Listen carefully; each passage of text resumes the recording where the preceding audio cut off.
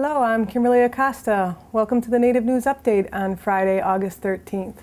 Many of the stories you hear here can be found at our website, Indiancountrynews.com. And here's the news for the day from the Associated Press and other Native news sources. San Diego County Superior Court Judge Judith Hayes granted an injunction requested by the California State Native American Heritage Commission.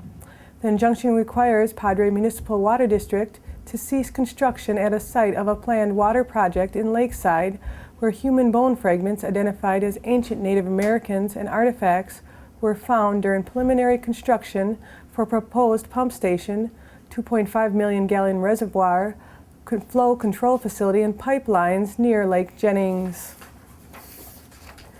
A new office at the Federal Communications Commissions will work to increase the adoption and availability of broadband and other communication technologies among Native American communities. The Office of Native Affairs and Policy will serve as the official FCC point of contact for American Indian tribes, Alaska Native villages, Native Hawaiian organizations, and other Native and tribal entities. The office will work with the Commission, private stakeholders, and the communications industry to develop FCC policies regarding tribal nations and Native communities. The largest hospital system in the Dakotas is launching a new effort to reach out to residents of the region's Native American reservations. Leading Sanford's Health's new Office of Native American Health will be Dr. Donald Warren, a member of the Oglala Lakota tribe from Pine Ridge. He will coordinate activities among the hospital system, the Federal Indian Health Service, and the 28 tribes within Sanford's coverage region, which spans South Dakota, North Dakota, Minnesota, Iowa, and Nebraska. Foxwood Casino, a venture owned by the Mashantucket Pequot tribe in eastern Connecticut, announced that it has purchased the naming rights to one of Broadway's biggest theaters, the Hilton Theater on 42nd Street.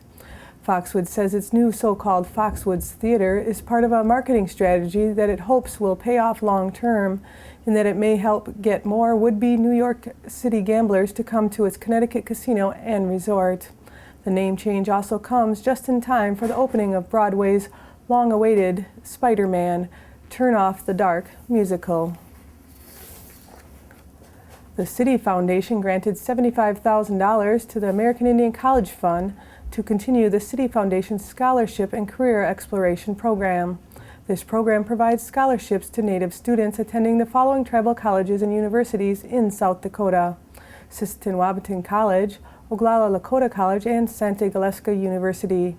The Citi Foundation also sponsors a one-day career fair at a South Dakota tribal college where city representatives, tribal program administrators, city and county department officials introduce students to career opportunities around South Dakota and beyond. The Smithsonian Institution has returned a trove of precious artifacts to the Yurok Indians in California. It is one of the largest repatriations of Native American ceremonial artifacts in the U.S. history. The Yurok, who have lived for centuries along California's Klamath River, received 217 sacred items that have been stored on the museum shelves for nearly 100 years. The necklaces, headdresses, arrows, hides, and other regalia from the Smithsonian's National Museum of the American Indian are believed to be hundreds, if not thousands, of years old. The returned artifacts were sold to the museum in the 1920s by Grace Nicholson, a renowned collector of Indian art who owned a curio shop in Pasadena in the early 20th century. The state of Wisconsin, Oneida Casino, and Combat USA are working together to hold the first state-regulated mixed martial arts fight. Over 8 months ago, a rostered season and reality TV show started. The goal was to find the #1 professional fighter in the state of Wisconsin in each of the 5 weight classes, and they are now on the cups of the state finals. In February, Wisconsin Governor Jim Doyle signed a bill to raise the level of competition and safety of the sport. The bill will go into effect September 1st, making Wisconsin the 43rd state to have such rules. September 11th at Oneida Casino, the state finals will take place, ending the first season of the top 8 in the state for Combat USA and marking the first ever state-regulated mixed martial arts event. This night will bring 5 title fights in one event, something that mixed martial arts has never seen before. For more information, you can check out combatusa.net. Fighting in the light heavyweight class on the September 11th fights will be Will Dickey versus Caleb Nelson. Earlier this week, I had a chance to talk with Caleb Nelson, who is working with Native youth on the Courte Ojibwe Reservation in northern Wisconsin.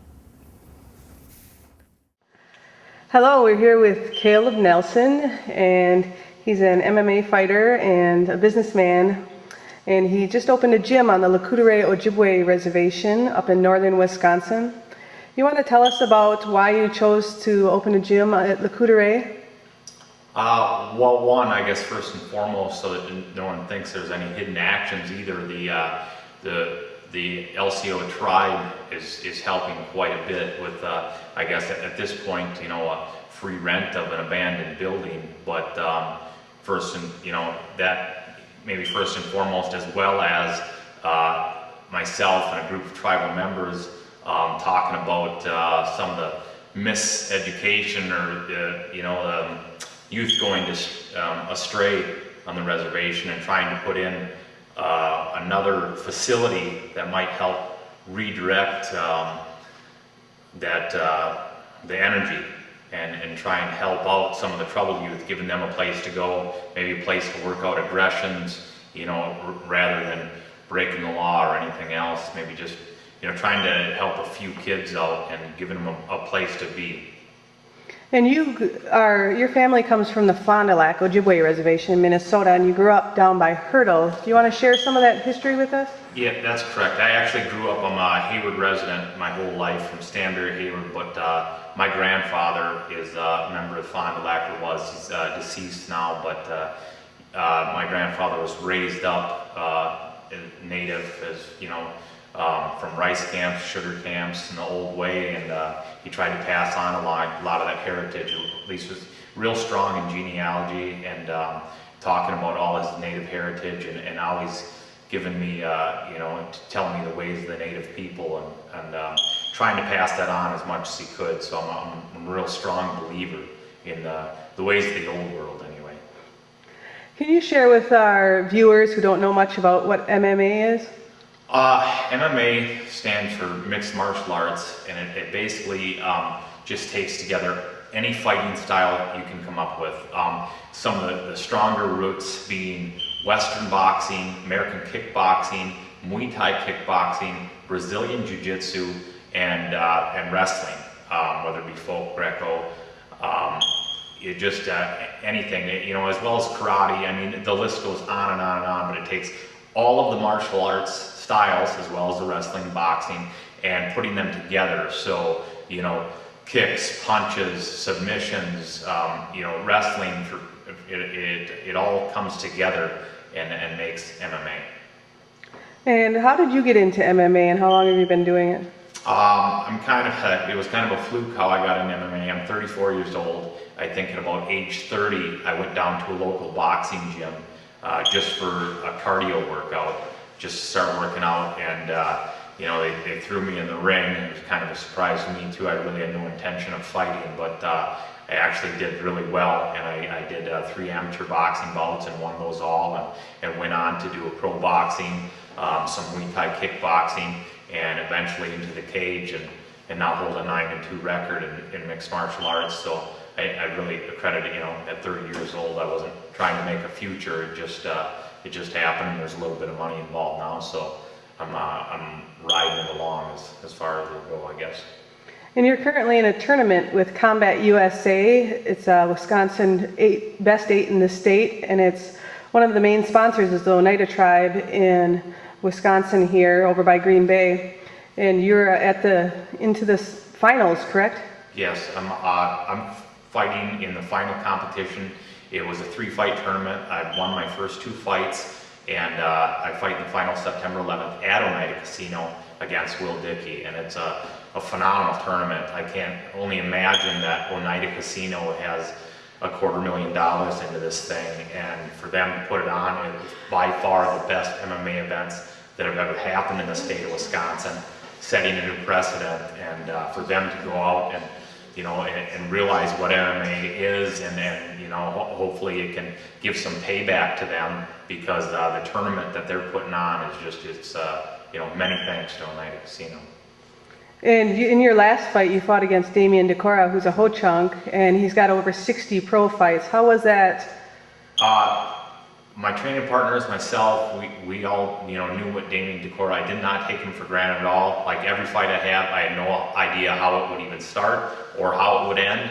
Fighting against somebody, like I said, I had 10 MMA fights. Fighting against somebody that had 63 pro fights was very intimidating. I knew there was nothing I could throw at him when I go into the cage and, give him some of my best shots, and he just smiles at me and says thank you in the cage. He's talking to me, and he's just Damien Decora's class act. I mean, he's been around it. No one in the state has as many MMA fights as Damien Decora, let alone almost any two MMA fighters combined have the experience he has of recorded fights. So, really thrilled with the outcome. I dominated. I won in the second round, rear naked choke, but, much credit to Damien Decora. I imagine he would have fought 3 more times that night if he had to.